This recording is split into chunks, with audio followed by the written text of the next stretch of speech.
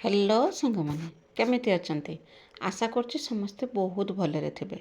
आपण समस्तंकु मो तरफरु जय गुरु। ठाकुर डाकुछि आपण भलरे रुहंतु, सुस्थरे रुहंतु, आपणकर पूरा दिनटी मंगलमय हो आ भलरे भलरे कटि जाऊ। तो मु भी भलरे अछि सबुदिन भलिया हेइछि आ गोटे सुंदर ब्लॉग आरंभ। आ ए सुंदर ब्लॉग को मु पुष्प आपण समस्तंकु स्वागत करछि। सबुदिन भाया आज भी सेरकम ब्लॉग स्टार्ट होती सकाळठू। सकाळ माने जानीपारे केरकम खरा आसला। ए 2-3 दिन है आगु तो वर्षा उठाऊला जना पड़ूलानी, खरा जना पड़ूलानी, किंतु ये 2 दिन हम तो गला काल तो जहाँ खरा थिला आज किंतु बहुत खरा सकाळठू पूरा माने प्रबल खरा। समय बर्तमान केतटा है जानते? समय बर्तमान 7:30 है, बेसी समय है आउ एते लेट रे ब्लॉग स्टार्ट करछि एतिपैं कि काना सकाळ पर पूरा व्यस्त रथिनी जोंथिपैं कि मो ब्लॉग स्टार्ट करिया पैं कि समय पाइतिलिनी। तो बाबा आज कना गोटे काम रे बाहर को जाउछन्ते तो सेतिपैं कि से सकाळ उठिकी करना गाधुआ पधुआ करी ठाकुर पूजा कले। मु सेरकम सबुदिन भलिया घर द्वार झाड़ू करथिनी। झाड़ू कर दे सारिकी आसिकी आगर कोन करथिना बाबा पैं कि खाइबा बनैथिनी। एक तो बाबा खाइकी जिबे तापरे भी दीपहर पैं कि खाइबा नेकी जिबे जोंठिकी जाउछन्ती। तो से कि मुझे कम ही व्यस्त थी। आउ खाया पीवा को देनी सकाळे खाइबा पीवा खाइले तापर दीपर कि भी खाइबा पैक करके देनी सब दे दे सारिकी से बाहरी गले। बाहरी गला परे मु पळि आस्तिनी गुहाळ को। तो ये गुहाळटा आमर नुआ बना होइछि। मुझे कहते आपण मानक देखेबी बना सरला परे एटा ही नुआ बना होइछि। सब काम सरी जाइछि केवल जा कबाटाटे नगा जीवो नने आउ किछि काम बाकी नाही। बाबांकर टिके एबे कना फांक ना 2 दिन बाबांकर टिके काम अच्छे। 2 दिन काम सरला परे तापर कना कबाट तो हेकी अच्छी कना मो पुराणा घर जे कबाट बाहरला से कबाट नगे देने तो गाई तांकर निरापद रहिबे। आउ कना मेघ वर्षा झड़ तूफान को आउ डर नाही। तो बहुत दिन आपण माने देखिथिबे गाईर केरकम परिस्थिति केइटी बंधा हुंती जेइटी मु आगुरु रुसई करे सेइठी ही गाई बंधा हुंती। सकाळे तांको बाहर को नै सारला परे तापर मु सेठी खरका पुरका करके रुसई करे नने कना बेसी वर्षा हेने आम जा घर गुहाल नहीं कि सेठी नहीं कि बंधा हुए यही रकम बहुत हैरान होते। तो फाइनाली आमर गुहाल घर रेडी हो गला काली करना जो कहते कम सरीज बोलिकी कम सरे दे सारिकी गलापर तापर आसिकी करना मुझे गाईटा को बांधी थी। गाई बाछी रात बंधा होते आराम बंधा होते। आठी करना जो काली जो कम सरीला ना जी सब तो जिनस सब बाहर को नहीं आउ कि जिनस करना नवापाई कि समय होतानी। तो दिन सारा कम नागी तो मिस्त्री तो जाइए 2:30-3टा होता मिस्त्री गला बेलू तापर करना खियापिया सरला परे बाबा मु 2 जन संध्या पर्यंत नागी तथापि भी सब कम सरी पारानी सब छिन छतर होगी पड़ता। आउ जहाँ कि गुआलर जो गुंडिया मुंडिया जहाँ सब थिला जिनपतर ताकू सब करना मु गाई के बाहर कर दे माने बिलू को फिटे देती। फिटे दे सारिकी तापर गोबर खुंटिकी नहीं कि सेठी घसी पाई घसी कर दे आसनी। आउ जे सब गुंड फुंड सब जो पड़ता काड़े गोरु जो तांको गुड़े पशिज ना आमे तो जिते बड़े भी आसुँच आम गुड़ हाथ में पशिज। तो एबे तो खरका पुरका करहबनी कहीं नुआ करी तो माटी एटा आउ खरकिला माने धूली उड़ुची माटी सब बाहरी आसुची जेपर्यंत माटीटा टिके सेट ही ना से पर्यंत करना खरका पुरका करहबनी ताको हाथ में सब खुंटिकी बाहर करथि। माने बहुत समय नागिला मु कहनी ना आपण मैंने भावुवे कम सब सांगे सांगे हो बोलिकी किंतु सांगे सांगे किछि भी हो ना समय बहुत होउची। आउ से सब कम सरे देकी मु आस्थिनी करना बासन धोयापाई कि आ बासन धोयापाई कि तो बसी से समय करना मो भणजा आसिकी पहुँचला जो नणद अच्छा पुओ सी आसिकी भी पहुँचला। मु 2-3 खंड बासन धोची तो छाड़ी जाइनी जाकि ताकू खाया पीवा को देकी ता कथा बुझिकी से खियापिया करके जाइला। आउ से गलापर मु आस्थिनी करना आउ जे बासन सब थिला अल्प 2-3 खंड बासन माजिथिनी मु आसिकी बासन धोईथिनी। मु गाधे सारा बेलू आज करना सकाळठू कौन पे के जाने गला कालीठू समय है बर्तमान 11:30 सकाळ काम सब सरला परे खियापिया भी सरी सरे देकी माने थका थका नागिला ना टिके समय 10-15 मिनट टिके मोबाइल एपट सेपट करतुनी काम धाम सरला। एबे 11:30 होगलानी आसिकी समय खाई सारे आउ कन्ना मिकिली होची पखाड़ा खाइला पखाड़ा माछ भजा खाइला आमे कन्ना ननद खाइले मुढ़ी आउ मु भी खाइची मुढ़ी आज दही मुढ़ी कदली मु खाइची ठंडा हम कौन कर मुंड धुईकी भी आज गाधे ता संगे दही मुढ़ी कदली खाइची तंटी भी बथा कला जा हो। एबे जाउची भात तो बसेमी ता पूर्व देखा चलते किचन रो अवस्था केरकम है सब सफा करमी सफा कर जिते बेल हो गाधे थी लुगा भी पड़ी सब धुईमी चुली नगे देकी भात बसेमी खाइबापी कि खाली नणद मु आउ मिकिला आम 3 जन अच्छा ବାବା ନାହାନ୍ତି, ବାବା ଯାଇଛନ୍ତି କାମରେ ଯାଇଛନ୍ତି। ସେଇଥିପାଇଁ କି ଆଜି ମୋତେ ଟିକେ ସକାଳୁ ବେଶୀ କାମ କରିବା ପାଇଁ କି ପଡ଼ିଲା। ବାବା ଥିନେ ତ ସବୁ କାମ କରିଦିଅନ୍ତି, ବାବା ଯେହେତୁ ନାହାନ୍ତି କିଛି କାମ ବାବା କରନ୍ତି, କିଛି ମୁଁ କରିଦିଏ। ମୁଁ ଘର କାମ କଲେ ବାବା ବାହାର କାମ କରିଦିଅନ୍ତି। ତ ସେଇଥିପାଇଁ କି ଆଜି ସବୁ କାମ ସରେଇ ସାରିକି ଗାଧୋଇ ପାଧୁଆ ସରିଲା ବେଳକୁ 10ଟା ବାଜିଗଲା। ତାପରେ ଆସିକି ଖିଆପିଆ ଏରକମ 11:30 ହେଲାଣି। ଯାଉଛି କିଚେନଟା ଆଗେ ସଫା କରିମି। 12ଟା ହଉ ପଛେ ତ ଆଜି ଆଉ କିଛି ଦରକାର ନାହିଁ, ଖାଲି ମାଛ ଝୋଳଟେ କରିମି, ଭଜାଟେ କରିମି, ବାସ୍ ସେତିକି। ମାଛ ବି କେଳା ସରିଯାଇଛି, କେଳା ସରିକି ଧୁଆ ଧୁଇ କାମ ସବୁ ସରେଇ ଦେଇଛି। ଖାଲି ଭାତ ତରକାରୀଟା ଯାହା କରିମି, ଅଳ୍ପ ସ୍ୱଳ୍ପ ଭାତ ରାନ୍ଧିମି, ଅଳ୍ପ ମୁଠେ ରାନ୍ଧିମି ଆମ 3 ଜଣ ପାଇଁକି। ତ ଆଗେ ଦେଖିବା ଚାଲନ୍ତୁ କିଚେନର ଅବସ୍ଥା କିରକମ ହେଇଛି।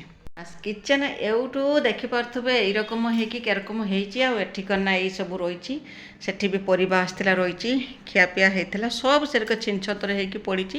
ମାନେ ଯିଏ ପଶି ଆସିବେ କହିସତି କି ଆଙ୍କ ଘରେ ଲୋକ ନାହାନ୍ତି, ଆଉ ଲୋକ ଯେଉଁ ଅଛନ୍ତି ସବୁ ଏରକମ ଖାଲି ବାହାର କରିକି ପକେଇ ଦେଉଛନ୍ତି, ପକେଇ ଦେଇକି ସବୁ କନା ପଳେଇ ହେଉଛନ୍ତି, କିଛି ବାଗେଇକି ଗୁଛେଇକି ରଖୁନାହାନ୍ତି। ବାସନ ଧୋଇଥିନେ ସେଠି ବି ଅଛି। ଆଉ ସକାଳେ କନା ଭଣଜା ବି ଆସିକି ପହଞ୍ଚିଲେ, ତାକୁ କନା ଖାଇବା ପିଇବାକୁ ଦେଇଥିନି, ସବୁ ଛିନଛତର ହେଇକି ପଡ଼ିଛି। ତାକୁ ଆଗେ ଗୁଛାଇ ଦେମି। ବର୍ତ୍ତମାନ ମୋତେ କହନ୍ତି ନା ପବନ ବେଗର କାମ କରତେ ପଡ଼ିବ। ଆକୁ ସବୁ ଗୁଛାଇମି ରଖିମି, ତାପରେ ଯିମି ଚୁଲି ପାଖକୁ, ଯିମି ଚୁଲି ଲଗେଇ ଭାତ ଟିକେ ବସେଇମି, ଯେ ଯାହା ବି ହଉ ଭାତ ବସେଇମି। ଭାତ ବସେଇ ଦେଇକି ତାପରେ ଲୁଗା ପଡ଼ିଛି, ଲୁଗା ଧୋଇକି ଶୁଖେଇମି, ଶୁଖେଇ ସାରିକି ତରକାରୀ ରାନ୍ଧିମି। ତ ଚାଲନ୍ତୁ ଆଉ ଲେଟ୍ କରିବନି, କାମରେ ଲାଗିଯିବା। ଏଇଟା ତ ଆମ ଯୁଦ୍ଧ କ୍ଷେତ୍ର, ପୁରା ଯୁଦ୍ଧ ଯେରକମ ହୁଏ ସେଇ ରକମ କରିକି କାମରେ ଲାଗିଯିବା ଆମେ ଆଜି। ଚାଲିନି ମୋ ଯୁଦ୍ଧକୁ। ଏଇସବୁ କାମ କନା ଆମ ଗୃହିଣୀ ପାଇଁକି ଯୁଦ୍ଧଠୁ କିଛି କମ୍ କଥା ନୁହେଁ। ଆଉ ମୁଁ କହୁଥିଲି ନା ଯେ ଗଲା କାଲିଠୁ କ'ଣ ପାଇଁ କେଜାଣି ମୋ ମୁଣ୍ଡଟା ବହୁତ ଜୋରସେ ବିନ୍ଧୁଛି। ମୁଁ କହିନି କନା ଏବେ ତ ଗରମ ଦିନ ଆସିଲାଣି, ଗରମ ଦିନ କନା ଟିକେ ଝାଳ ହେଇଗଲେ ମୋ ମୁଣ୍ଡଟା ବିନ୍ଧେ। ମୁଁ ସେ ଭାବିକି ମାନେ ସେଇଥିପାଇଁକି ବୋଧେ ମୁଣ୍ଡ ବିନ୍ଧୁଛି କ'ଣ କରୁଛି, ତ ସେଇଥିପାଇଁକି ମୁଣ୍ଡଟାକୁ ଧୋଇ ଦେଇଥିଲି। ଥଣ୍ଡା ପାଣି ଦେଇକି ମୁଣ୍ଡଟା ଧୋଇଦେଲେ ଟିକେ ଯେଉଁ ମୁଣ୍ଡ ବିନ୍ଧାରୁ ତ୍ରାହି ମିଳିବ। ନହେଲେ କନା ଆଉ ଖରା ପଶିକି ମୁଣ୍ଡଟା ବହୁତ ଜୋରସେ ବିନ୍ଧେ। ସେରକମ ମୁଣ୍ଡ ଧୋଇକି ଗାଧୁଆ ପାଧୁଆ କାମ ସବୁ ସରେଇକି ଆସିକି ଖିଆପିଆ କରିସାରିଲାକୁ ବହୁତ ଲେଟ୍ ହେଇଥିଲା। ତାପରେ ବସିକି ଟିକେ ସମୟ ମୋବାଇଲ ଦେଖିଥିଲି, କାହିଁକିନା ଦିନସାରା ଏତେ ଖଟିଣି, ଏତେ ପରିଶ୍ରମ ହେଇଥିଲା ଯେ ଦିନସାରା କ'ଣ ସକାଳ ପୁର ଏତେ ହେଇଥିଲା ଯେ ଆଉ କାମ କରିବା ପାଇଁକି ଖାଇସାରିଲା ପରେ ମାଦା ମାଦା ଲାଗୁଥିଲା, କାମ କରିବା ପାଇଁ ବିଲକୁଲ ବି ଇଚ୍ଛା ହେଉଥିଲାନି। ତ ବସିନେ କ'ଣ କାମ ସବୁ ହେଇଯିବ, ତ ଯାହା ବି ହେଲେ କାମ କରିବାକୁ ପଡ଼ିବ। ତ ସେଇଥିପାଇଁକି ଆସିକି ଆଗର କିଚେନର ଅବସ୍ଥା ଏଇରକମ ହେଇଥିଲା। ସକାଳୁଠୁ ଗଲା କିଚେନରେ ଚାଲିଛି, ରୋଷେଇ ଚାଲିଛି। ସକାଳେ ବାବା ପାଇଁକି ହେଇଥିଲା, ତାପରେ ଭଣଜା ଆସିକି ଯେଉଁ ପହଞ୍ଚିଲା ତା ପାଇଁକି ବି ଖାଇବା ଟିକେ ବନେଇଥିଲି। ଖାଇବା କ'ଣ ସେ ପଖାଳ ଖାଇଥିଲା, ମାଛ 2 ଖଣ୍ଡ ଭାଜି ଦେଇଥିଲି ତା ପାଇଁକି। ଭଜା କରିସାରିଲା ପରେ ସେ ପଖାଳ ଖାଇକି ଯାଇଥିଲା। ଆଉ ଏରକ ସବୁ, ଆଉ ବାସନକୁସନ ଯାହା ବି ସବୁ ଧୁଆ ହେଇଥିଲା। ଆଉ କ'ଣ ନା ଆମେ ବି ସମସ୍ତେ ଖାଇଥିଲେ। କିଚେନ ପୁରା ଛିନଛତର ହେଇକି ପଡ଼ିଥିଲା। ତ ଗଲା କାଲି ରାତିରେ ବି ପରିବା ପତ୍ର ଆସିଥିଲା, ତାକୁ ବି ସବୁ ଗୁଛେଇକି ରଖିଥିଲିନି। ଆଉ ଭଣଜା ଯେ ଆସିଥିଲା, ଯେଉଁ ଧିଟିକି ଆସିଥିଲା ପୁଇ ଶାଗ, ସଜନା ନାଡ଼ି ଧିନିକି ଆସିଥିଲା, ତାକୁ ବି ସବୁ ବାହାର କରିକି ରଖିଥିନି, ତାକୁ ବି ରଖିଥିଲିନି, ସବୁ ବ୍ୟବସ୍ଥିତ କରିକି ରଖିନି। ମାନେ ଯେତେ ଲେଟ୍ ହେଇଯାଉ ପଛେ ସବୁ କାମ ସରେଇମି, ସରେଇ ସାରିକି ତାପରେ ଯାଇକି ଯେତେ ଲେଟ୍ ହଉ ଯାହା କରୁ ତାପରେ ଯାଇକି ଭାତ ବସେଇମି। ଖାଲି ଭାତ ଆଉ ମାଛ ତରକାରୀଟେ କରିମି ବୋଲିକି ଭାବିଛି। ସେଇଆ ତ ଭାବିଛି। ତ ରୋଷେଇ କଲାବେଳକୁ କେତେବେଳେ ହେବ, ତ କ'ଣ ରୋଷେଇ ହେଇଯିବ, କ'ଣ କରିବ ସେଟା କିଏ କହିପାରିବ। ଚୁଲି ପାଖକୁ ଗଲେ ଜଣାପଡ଼ିବ। ତ ଯାହା ହଉ ଏରକମ କାମ ମୋର ଚାଲିଥିଲା ସକାଳୁଠୁ ଗଲା। ଆଉ ବାବା ନ ରହିନେ ନା ମୋତେ ଟିକେ ଅଧିକା ଟିକେ ପ୍ରେସର ହେଇଯାଏ, କାହିଁକିନା ଗାଈ କାମ ଯେତିକି ବାବା ସେପଟରେ ସବୁ ସରେଇ ଦିଅନ୍ତି। ତ ଠାକୁର ପୂଜା ବି ବାବା କରିଦେଇଛନ୍ତି, ସେ ଟେନସନ୍ ବି ମୋର ଥିଲାନି। ଆଉ ଗାଈ କାମଟା ବାବା ସମ୍ଭାଳି ଦିଅନ୍ତି, ଗାଈକି ତୋରାଣି ଦେବା, ଗାଈ ଫିଟେଇବା, ଗୋବର କାଢ଼ିବା, ସେସବୁ ସମ୍ଭାଳି ଦିଅନ୍ତି। ମୋତେ ଆଉ ଏତେ ସକାଳେ ଏତେ ଚପଟ ପଡ଼େ ନାହିଁ। ଆଉ ବାବା ନଥିଲେ ନା ସେଇସବୁ କାମ ମୋତେ କରିବା ପାଇଁକି ପଡ଼େ। ଆଉ କିଛି କିଛି ବି ସାହାଯ୍ୟ କରିଦିଅନ୍ତି ବାବା, ଯେରକମ କେତେବେଳେ ବୋତଲରେ ପାଣି ଭର୍ତ୍ତି କରିକି ନେଇକି ଘରେ ରଖିଦିଅନ୍ତି। ଯାହା ହଉ କିଛି ସାହାଯ୍ୟ କରନ୍ତି। ବାବା ନାହାନ୍ତି ଯେହେତୁ ସବୁ କାମ ମୋତେ ହିଁ କରିବାକୁ ପଡ଼ିବ। ଆଉ ତାପରେ କନା ଶେଷରେ ସବୁ କାମ ଦାମ ସରେଇ ଦେଇକି, ସବୁ କାମ ସରେଇକି ମାନେ ଯେଉଁ ସବୁ କାମ ମାନେ କିଚେନରେ ଯେଉଁ ତାକୁ ବ୍ୟବସ୍ଥିତ କରିକି ରଖିଦେଇକି ମୁଁ ପଳେଇ ଆସିଥିଲି କନା ଚୁଲି ପାଖକୁ, ଚୁଲି ଲଗାଇବା ପାଇଁକି। ଚୁଲି ଅଳ୍ପ ଭାତ ବସେଇମି ତ କହିଥିଲି ଆପଣଙ୍କୁ, ଖାଲି କେବଳ 3 ଜଣଙ୍କ ପାଇଁକି ହିଁ ଭାତ ବସେଇମି। ଆଉ ମାଛ ଯେଉଁ ଅଛି ମାଛ ଭାଜିକି ମାଛ ତରକାରୀଟେ କରିମି। ଆଉ ନଣନ୍ଦ କହୁଛନ୍ତି କାହିଁକିନା ନଣନ୍ଦର ଫରମାଇଶ ଅଛି ମାଛକୁ ଖଟା ଦେଇକି ଭାଜିବା ପାଇଁକି। ତ ମୁଁ କହିନି ହଉ, ତ ମାଛ ଖଟା ଦେଇକି ବି ଭାଜିମି, ଆଉ କ'ଣ ନା ମାଛ ଝୋଳଟେ ବି କରିମି। ଆଉ ତା ସାଙ୍ଗେ ଦେଖିବା କ'ଣ ହେଉଛି, ଏମିତି ବନଉ ବନଉ ଭଜାଟେ ବି କରିଥିନି। ଆଉ ଆମ୍ବ ଖଟା ଗଲା କାଲିର ଥିଲା। ଏଇ ରକମ ସବୁ କରିକି ଯାହା ହଉ ଦ୍ୱିପହରେ ଖିଆପିଆ କାମ ଆମର ସରିଯାଇଥିଲା। ଖାଇସାରିଲା ବେଳକୁ ମିଛ କଥା କହିବିନି ତ 2:30 ବାଜିଯାଇଥିଲା ଖାଇଲା ବେଳକୁ, ଖିଆପିଆ ହେଲା ବେଳକୁ। କାହିଁକିନା ଲେଟ୍ରେ 12ଟା ହେଲା ବେଳକୁ ଯାଇକି ମୁଁ ଚୁଲି ଲଗେଇଥିନି। ଆଉ ମାଛ ଫାଛ ସବୁ ରନ୍ଧାରନ୍ଧି କରିସାରିଲା ବେଳକୁ ମାନେ 2:30 ବାଜିଯାଇଥିଲା ମୋତେ। ତ ଏଇରକମ କାମ ମୋର ଚାଲିଥିଲା। ତ ରାତି ପାହିବ ତ କାମ ସେଟା ତ କହିହେବନି, ସବୁବେଳେ ଖାଲି କାମ କାମ କହୁଛି, ତା ଛଡ଼ା ଆଉ କିଛି ନାହିଁ। କାହିଁକିନା ମୋ ପାଖରେ ଆଉ କାମ ଛଡ଼ା ମୋ ପାଖରେ ଆଉ କିଛି ବି କାମ ନାହିଁ। କେବଳ ଘର କାମ, ସେଇ ଘର କାମ, ବାହାର କାମ ସବୁ। ୟା ଛଡ଼ା ମୋ ପାଖରେ ଆଉ ଅନ୍ୟ କିଛି ବି ନାହିଁ। ନା ମୁଁ ସେମିତି ବାହାରକୁ କେଉଁଠିକି ଯାଉଛି, ନା କେଉଁଠି ଯାଇକି 2 ଦିନ 4 ଦିନ ରହିକି ଆସୁଛି, ନା ସେମିତି ମୋ ପାଖରେ ତ ସେରକମ କିଛି ନାହିଁ। କେବଳ ଘର ଏଇ ଘର କାମ, ୟାରି ଭିତରେ ମାନେ ମୋ ଦୁନିଆଟା ସୀମିତ। କେତେବେଳେ କେରକମ ଯଦି ମୌକା ମିଳେ ବାହାରକୁ ଯାଏ, କେତେବେଳେ କେମିତି କୁଚିତ କେତେବେଳେ ବାହାରକୁ ଯାଏ, ନହେଲେ ନାହିଁ। ୟାରି ଭିତରେ ମୋର ସକାଳୁ ଉଠୁ ସଞ୍ଜ, ଆଉ ରାତିରୁ ସକାଳୁ ସବୁ ୟାରି ଭିତରେ ହିଁ ମୋର ମାନେ କଟିଯାଏ। ଖାଲି କାମ ଭିତରେ ହିଁ କଟିଯାଏ। ଏମିତିକି ହୁଏ ଯେ ମୁଁ ରାସ୍ତାପୁରକୁ ଯିବା ପାଇଁକି ବି ମୋତେ ଗୋଟେ ସପ୍ତାହ ଲାଗିଯାଏ। ମୁଁ ରାସ୍ତାପୁରକୁ ବି ଯାଇପାରେ ନାହିଁ, କାହିଁକିନା ମୋତେ ସମୟ ହୁଏ ନାହିଁ। ଆମ ଘରଠୁ ରାସ୍ତା କେତେ ବା ବାଟ, ସେତିକି ବି ମୁଁ ରାସ୍ତାପୁରକୁ ଯାଇପାରେ ନାହିଁ। ଏଇ ଘରେ ହିଁ ଘର କାମ ସରୁ ସରୁ ମୋତେ ସନ୍ଧ୍ୟା ବାଜିଯାଏ। ତ ସବୁଦିନ ଭଳିଆ ବି ମୋତେ ସନ୍ଧ୍ୟା ବାଜିଯାଏ। ଦ୍ୱିପହରେ ରୋଷେଇବାସ ଖିଆପିଆ, ତାପରେ ବର୍ତ୍ତମାନ ଯେହେତୁ ଖରାଦିନ ହେଲାନି, ଖରାଦିନ ତ ଦ୍ୱିପହରେ କିଛି କାମ କରିହେଉନି, ଟିକେ ସମୟ ରେଷ୍ଟ ନେଇକି ତାପରେ 4ଟା ହେଲେ ସବୁଦିନ ମୁଁ କରେନା 4ଟା ବେଳେ ଉଠିକି କାମରେ ଲାଗିଯାଏ। ବାସନକୁସନ ଧୋଇମି, ସେପଟର କନା ବାଡ଼ିକି ଟିକେ ଯିମି, ଗାଈ ଆସିବ ଗାଈ ବାନ୍ଧିମି, ଆଉ କନା ଘରଦ୍ୱାର ଖରକା ପୁରକା, ଲୁଗାପଟା ତୋଳା, ନିଜେ ଲୁଗାପଟା ଧୋଇବା, ଏଇରକମ କାମ ସରୁ ସରୁ ସନ୍ଧ୍ୟା ବାଜିଯାଏ ସବୁଦିନ। କେବେ ବି ଏରକମ ନାହିଁ ଯେ ମୋର ଆଗୁତୁରିଆ କାମ ସରିଛି, କାମ ସରେଇ ଦେଇକି ମୁଁ ଟିକେ ସମୟ ବସିକି ତାପରେ କନା ଯାଇକି ସନ୍ଧ୍ୟା ଦେଇଛି। ସବୁଦିନ ସନ୍ଧ୍ୟା ଦେବା ସମୟରେ ହିଁ ମୋର କାମ ସରିବ, ମୁଁ ତରବର ହେଇକି ସନ୍ଧ୍ୟା ଦିଏ। କେବେ ବି ମୋର କାମ ସରେଇ ପାରେ ନାହିଁ। ତ କିଛି ନହେଲେ ବାଡ଼ିରେ ଯାଇକି ଯେଉଁ ଗଛ ନଗା ହେଇଛି, ତ ଆଗକୁ ବି ଆହୁରି ଗଛ ନଗା ହେବ। ଖରା ତ ହେଉଥିଲାନି, ଏବେ କନା ବହୁତ ମାତ୍ରାରେ ଖରା ହେଉଛି। କ'ଣ କହିବା, ଖରା ଦିନଟା ଖରା ହେବ ତ ଆଉ କହିନେ କ'ଣ ଥଣ୍ଡା ଲାଗିବ ନା ବର୍ଷା ହେବ।